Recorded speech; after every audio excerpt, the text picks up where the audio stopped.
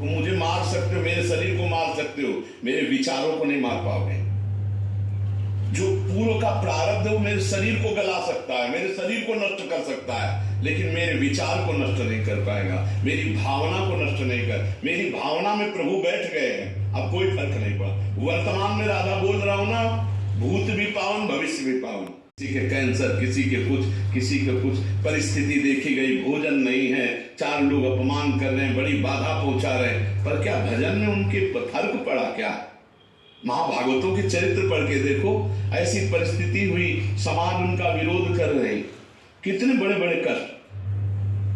श्री तुकाराम जी ऐसे महाभागवत कि नास्तिक भी अगर एक बार कीर्तन में पहुंच जाए तो आस्तिक हो ही जाएगा।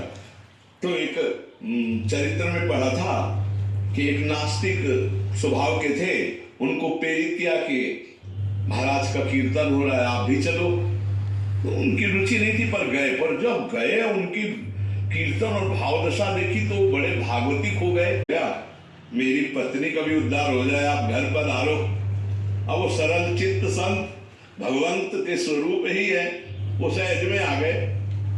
अब वो ऐसे बैठे चर्चा कर, पीछे से खौलता हुआ पानी आके ऐसे तुकाराम जी के पूरे शरीर में, ओ विठल विठल विठल।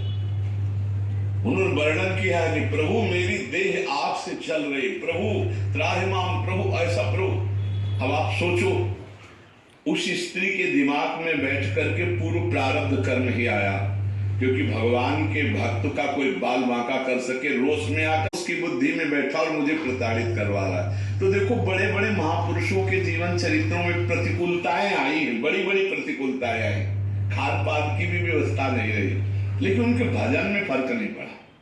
भजन में फर्क ना पड़ना, भूत भविष्य वर्तमान तीनों मंगल हो गए। बस यही खास बात है।